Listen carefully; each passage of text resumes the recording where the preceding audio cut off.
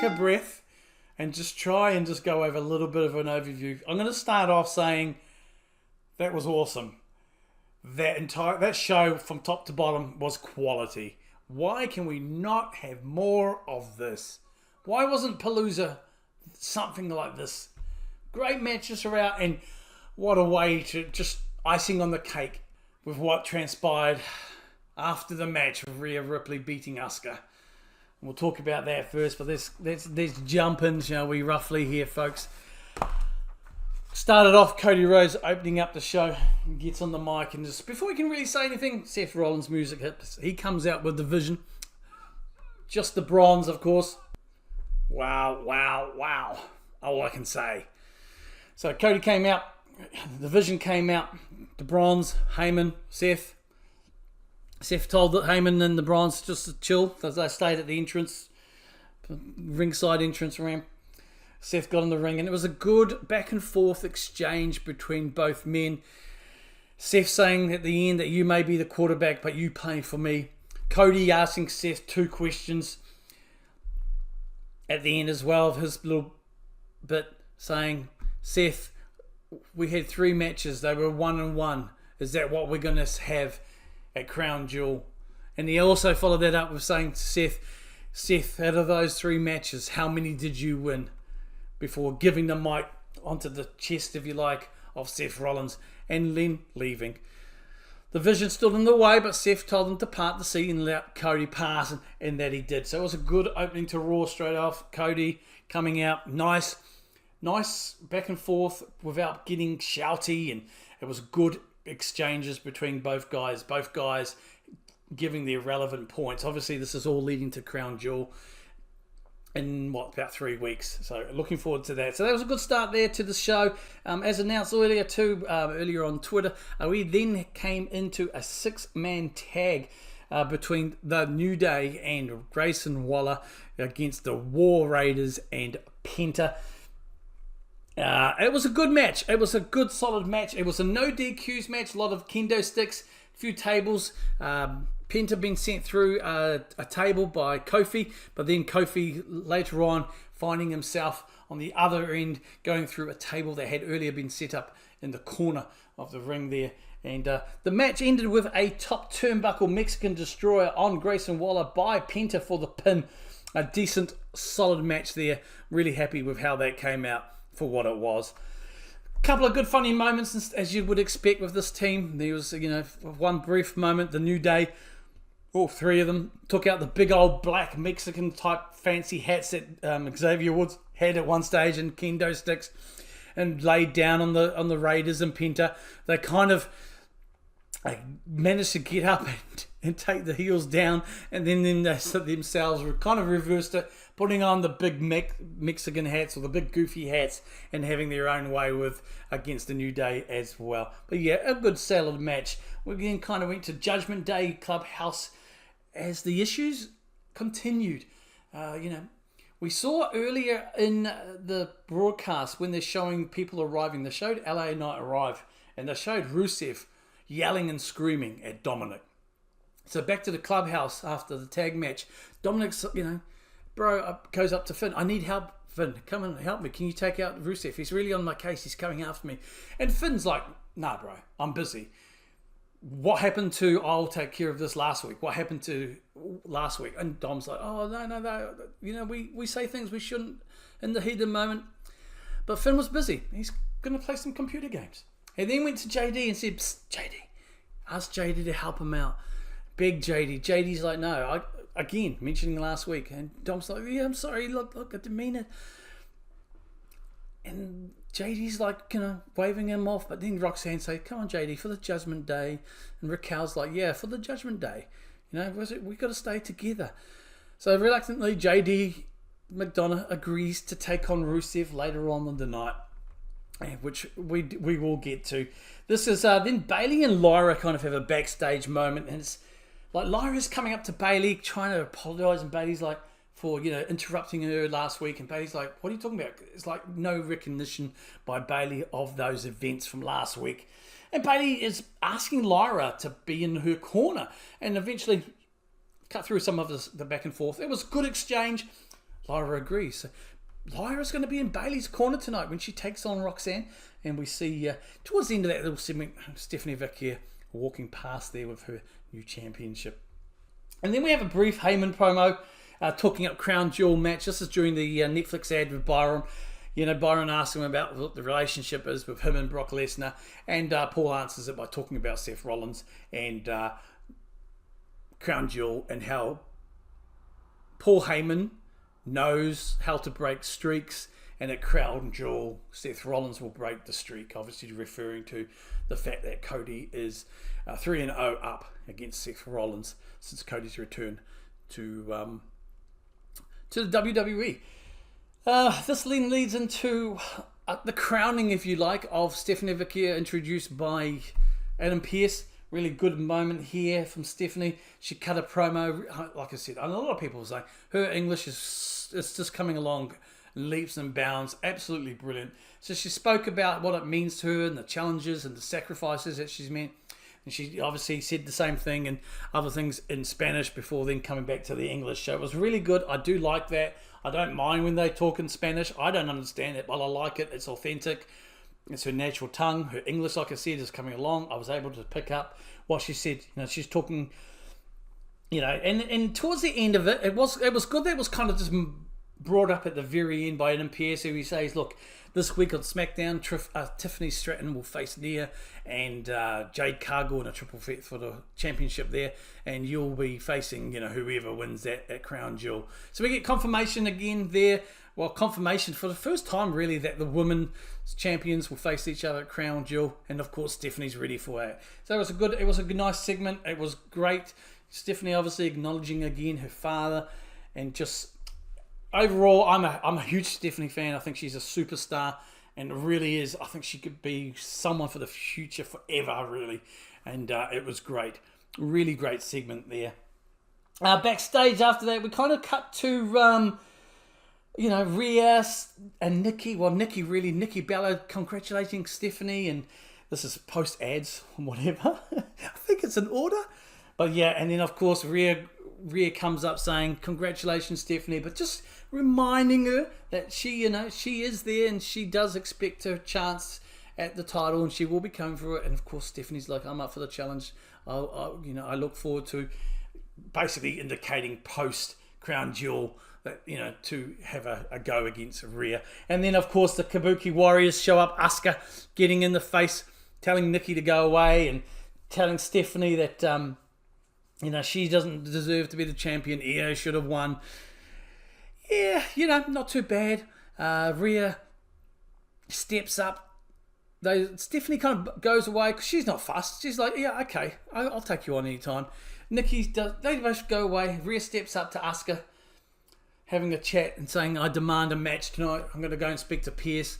A one-on-one match between you and me tonight. And then she disappears. Kyrie is there with Asuka. Then Io comes up. They'd all talk and go away. Asuka's like, well, I don't take advice from someone who lost. I know what I'm doing. Later on, so yeah, we're setting up for what's coming on tonight. Still, obviously, that little bit of interaction here with the issues, you will say, between Io Sky and the Kabuki Warriors as well. So it's looking interesting there, what is happening. And we'll see what happens later on. So after this, it comes into Bayley versus Roxanne. Bayley again here, like I mentioned, she's got Lyra Valkyria in her corner. Of course, Roxanne has none other than Raquel Rodriguez. A really good match, as you would expect, between these two women. A good, solid match, back and forth. I really enjoyed this match. Great, yeah, I put down here, great, solid match. Towards the end, Raquel getting involved there. So Lyra got involved with Raquel, taking kind of Raquel out of the picture, each other out of the picture, which was able to help set up Bayley to get the win over Roxanne here, which is really good. Good win, deserved win for Bayley. Bayley celebrating. Lyra comes into the ring all happy, hugs Bayley, and Bayley's like, who the hell are you? Pushes Lyra away. I don't need you. She's just twisted again. She kind of changed towards the end of the match as well. So this version of Bayley, who we had at the end, like, I don't need you. This is my match. What are you doing here? So it'll be interesting to see where this dynamic leads to. I like what we're seeing so far. Of course, Lyra's facials at the end. Really good end and continuation of where this evolution, if you like, of Bayley's going and the storyline with Lyra. And I'm glad they're getting a storyline between these two.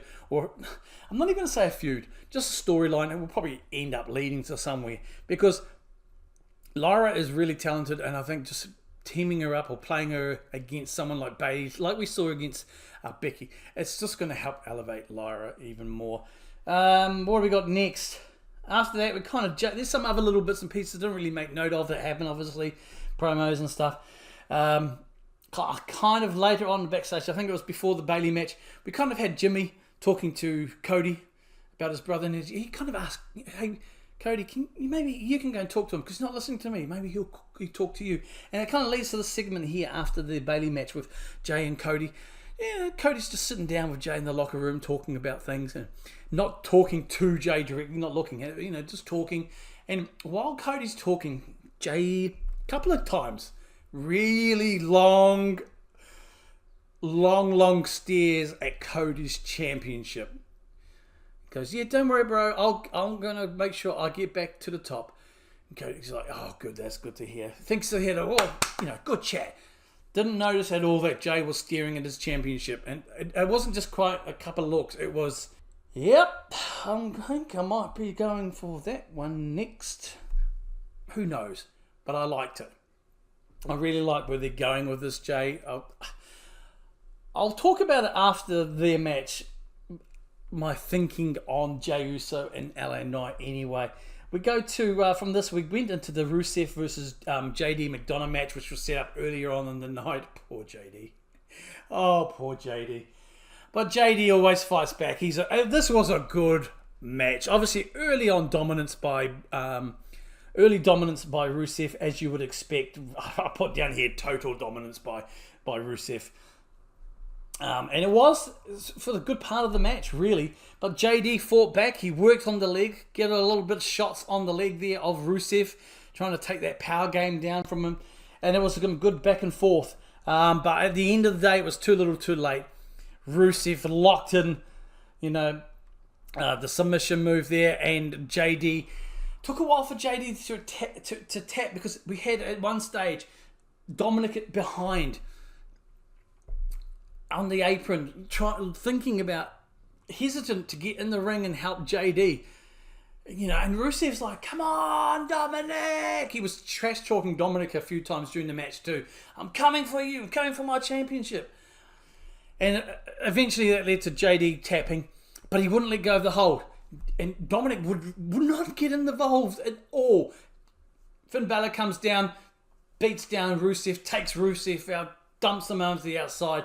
And as they leave with JD McDonagh and pulls out JD, has a go at Dominic. What the hell are you doing? You should have been. So they all go up the back ramp with Finn and Dominic having a jibber jabber to each other. Rightfully so. I like where they're going with this. I'm hoping this is the start of fractures and it's going to lead to the Judgment Day, or at least Dominic maybe splintering off.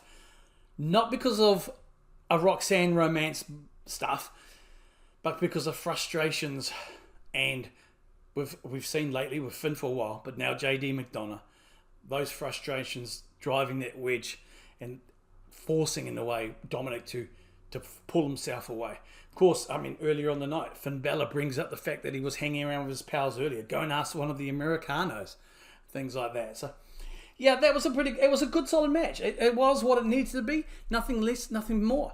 Byron Saxton with the War Raiders and Penta, War Raiders, saying that they're coming for gold. It's time they come back. They got rid of the Judgment New Day. They're coming for their tag team champions. But what got me out of all this section was Penta.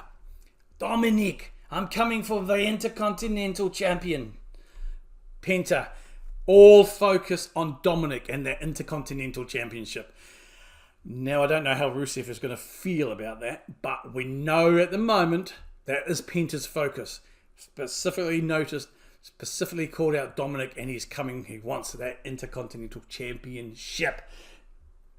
Leading into this match, great segments, then we go into it. Now, I like how this started. L.A Knight came out second. He gets into the ring.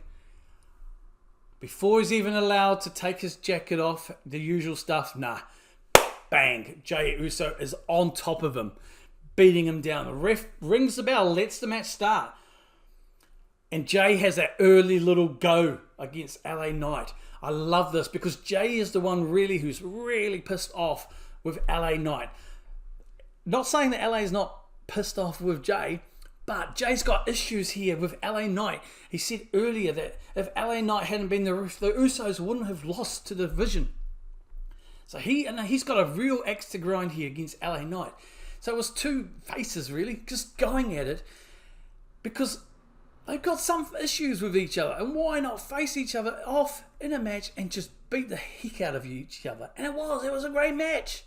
It was a really good back and forth. Great start. Jey attacking L.A Knight. Good back and forth. Both men getting in some good offenses there. Towards the end, how it ended was, again, division breaker. Reed coming out. L.A Knight taking them both off the ring apron down to the edge. But turns around. What does he do? He turns around. Bang. Straight into a spear by Jey Uso. Jey, top rope. Frog splash. 1, 2, 3. Jey Uso beats L.A Knight for the win. The Vision, obviously, slowly crawl up to the ring apron. Jey's at the end. He's way back there now. He's walked. He's done. He's finished. He's won. L.A Knight's down now in the middle of the ring. Jimmy comes out and says, "Bro, come on, let's go and help Jimmy. Let's go and help L.A Knight." Jey's like, "Nah," and just walks off. Jimmy grabs a chair, proceeds to go down to the ring, and just holds off Division. They back off. It's Jey holding the chair, staring down Division with Paul Heyman and L.A Knight knowing what's happening, looking up at Jey. But I like where this dynamic is going. Now I want to briefly say, there's this talk, rumours, whatever you want to call, about L.A Knight. Well, mainly Jey Uso. Let's be frank. To me, mainly Jey Uso turning heel. I think if they turn him heel, I think it's going to be a hard sell with the fans. Because he's still way over with the fans. The Yeet is still top. You know, so especially because he's got the kid. The kids love that Yeet, right? They love it. He still does the entrance way. Still with the kids. I mean, he showed at as Westwood Palooza as well, getting the kids to join in. He still winds it back and does all that.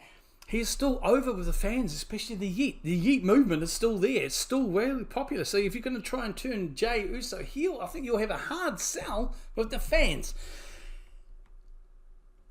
If you try and do it to L.A Knight, though popular he is, I think there is a good portion of the crowd that would go along with hating on him. Especially if it's a turn against Jey Uso. That's if you want to turn one of them. I think you turn L.A Knight. I think it's one of the great things for his career, to be honest. I think you'll have an easier time to sell to the crowd. The fans will easily buy into an L.A Knight heel turn, especially against Uso. If he turns on Jey, if he even turns on Jimmy, who's been helping him out a lot lately, dang, you've sold it. Personally, I think you can get away with leaving them as just two faces who hate each other. But if you want to instigate a turn, I think L.A Knight is the guy you want to turn because it's going to be easier to sell it to the fans. Because as much as he's over with the fans and popular, turning against Jey Uso, who's more popular, the Yeet movement is huge, it's going to be easier. And if you add turning on Jimmy maybe first instead of Jey, or even both, again, it's an easy sell for me. Anyway, let's talk about the main event. But before we do, some matches announced for next week already on Raw. And these are Adam Pearce official. So the Intercontinental Championship will be defended by Dominic against Rusev. Looking forward to that. I think he'll plead and beg for help from his Judgment Day bros. Ultimately, I think they'll let him down, and it will be the Americanos, potentially. Rusev as IC champion? Yes. I want to see it. Though, with Penta, like I mentioned earlier, specifically calling out Dominic and for that title, maybe he causes an issue there. But that's been announced for next week. IC title, Dominic Mysterio versus Rusev. Bayley will take on Raquel Rodriguez. That's going to be another great match between them. Tornado Tag rematch from WrestlePalooza. The Usos will take on Bron Breakker and Bronson Reed, the Vision, next week as well. I don't mind seeing that. It's a week removed from WrestlePalooza, kind of. It's not like they just followed it up immediately. Be interesting to see. I'm hoping that they will still have the Vision winning, and maybe this L.A Knight saga is going to play into the result of that match. Makes sense too after what happened today as well. And official without being official, because he has to talk to the Americanos. They did this Americano, Grande Americano, and the Americano sort of promo segment before this little bit here, which is in Adam Pearce's office. It was really well done, and it came in. We've had AJ Styles with Dragon Lee. They've had enough of these Americanos, and they would like a tag team match next week. Pearce basically said, look, I'll go and talk to the Americanos, but that's considered official. So yeah, so we've already got 4 matches set for next week, so it should be a banger. Maybe one more will be included. Who knows? Expect some shenanigans, possibly with the IC match, but more than likely that Tornado Tag match is going to be very interesting to me to see what happens because of what happened tonight and how that filters through into next week with obviously the Vision and L.A Knight, but also Jimmy. That brings us to our main event of the night, set up earlier. Asuka taking on Rhea bloody Ripley, and boy, oh boy, why was this match not on WrestlePalooza? This was the icing on what had been a delicious raw cake. Wow. You knew it was going to be a big match and a good match anyway because of who was involved. It was a great back and forth. Asuka working that leg of Rhea Ripley, trying to take that strength of leg power away from her. She did a good job early on, but Rhea was able to fire up. Rhea was always able to counter, but for every Rhea counter, there was an Asuka counter. There was moments of just back and forth hockey fight style situations there. Asuka with the early dominance against Rhea, like I said, hitting that knee, hitting that leg, going for it. Stomps, chops, you name it, stretching, everything she went for. She went for that match and that leg. It was absolutely brilliant. A few times, Asuka, Rhea's on the ground, out of the mat. Asuka, Cody, attack. No, begged off. You know, Rhea warned her at one stage, the first time, begged her off. But yeah, eventually though, Rhea gets the win. She's able to just counter Asuka's moves, use that strength, dominate, and win. 1, 2, 3. Rhea Ripley with the win over Asuka. But what is next is finally, and I thought it would happen at Palooza, but it happened tonight. Rhea is victorious. Asuka comes from behind, turns her around. The mist sprays, absolutely covers Rhea in the mist. Rhea's looking like a smurf. She's that blue from the mist. And she's down. And Asuka is wailing into her, beating her down. Curry's like, Curry's just in the corner. No, like this. And what happens? Io comes down. Io's music. Io comes down for the save. Io gets between Asuka and Rhea. She does the calming again, like she did 2 weeks ago on Raw, or a week prior on Raw, with Asuka, calm down, trying to calm down the wild animal. Asuka, yes, calm down. They have a hug, they embrace. Bang! Nope! Asuka turns officially on Io Sky, takes down Io Sky, demands Curry Sane do the same thing. Initially, Curry's really hesitant, lays in a few little punches here and there. Rhea's trying to get to her feet. Asuka again takes her down. Curry lays in some smops. Asuka's demanding Curry take her out. Attack. Curry does that to Rhea. They get back on. Io, again, beating the living hell out of Io Sky and Rhea Ripley. Curry Sane now getting involved fully. Seems to be like, okay, I'm not really hesitant anymore. And she's laying in the kicks. She's laying in the punches. And that's how the show goes off the air, with Curry Sane and Asuka attacking down Io Sky and Rhea Ripley. The official, I guess you could say, heel turn of Asuka has been cemented. Today is D-Day, and this is where we're going to see the evolution of this storyline now. The build for it has been fantastic. It's just a matter of when. They teased it for so long.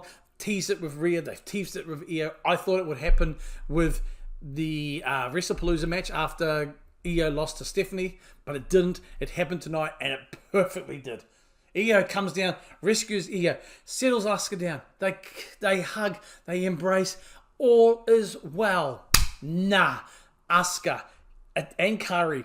Curry's still, I think, reluctant member here, but she'll play along because obviously the reverence she has to Asuka. But yeah, it's official. We leave the air. We go off air. That is how you end it. More, please, Trips. This was fantastic from top to bottom. 8 out of 10. Oh, I'm going to stretch to an 8 out of 10. 8.5 out of 10. Looking forward to it. Anyway, folks, thank you so very much for the live stream, joining me in the live stream today, and the overview kind of post-match analysis. Hope you enjoyed it. I will edit this down, take care of some of the beeps and stuff, and put that up on the channel anyway. Till next time, take care of yourselves and each other. I am Vaquer, and this is Ring the Bell Wrestling.